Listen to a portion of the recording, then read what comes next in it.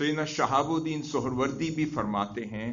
وہ فرماتے ہیں کہ یہاں ام المؤمنین گویا یہ فرمانا چاہ رہی تھیں کہ یہ جو سب کچھ تم آقا علیہ الصلوۃ والسلام کی ذات اقدس میں دیکھتے ہو، یہ در حقیقت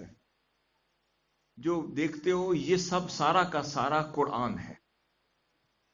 اور قرآن کیا ہے؟ وہ کلام خدا ہے، اور جو کلام ہے وہ متکلم کی صفات ہوا کرتا ہے، وہ صاحب کلام کی صفات ہوا کرتا ہے۔ تو گویا یہ فرمانا چاہ رہی ہیں کہ بھئی جو کچھ خدا کی صفات تھی وہ اللہ نے قرآن کے کلام میں منتقل کر دی، اور وہ سارا قرآن قلب اطہر مصطفیٰ میں منتقل کر دیا، اور اب جب ہم قرآن کی بات کرتے ہیں تو وہی ہی تو صفات الہی ہیں۔ گویا اللہ نے اپنے اخلاق اپنے مصطفیٰ کو چڑھا دی۔ اب یہ خلق القرآن سے مراد آقا علیہ السلام کے اخلاق پتہ چلا اپنے نہیں تھے، اللہ رب العزت نے اپنی صفات کے وہ لباس حضور کو چڑھا دیے۔ اللہ رب العزت نے اپنے اوصاف، اپنا کمال، اپنا جمال اور اپنے اخلاق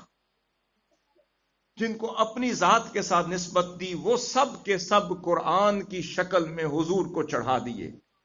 اور ہر آیت جو نازل ہوتی وہ ایک اللہ رب العزت کا خلق لے کر آتی، ایک وصف لے کر آتی، ایک اوصاف اور ایک حسن لے کر آتی، اور جیسے جیسے حضور پڑھتے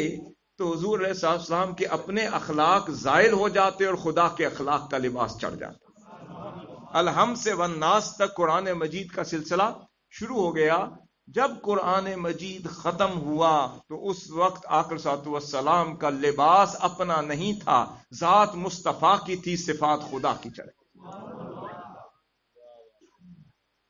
صفات اللہ رب العزت نے اپنی چڑھا دی۔ اب سیدہ ام المؤمنین اسی طرف تو کہنا چاہ رہی تھیں، ادب میں یہ نہیں کہا،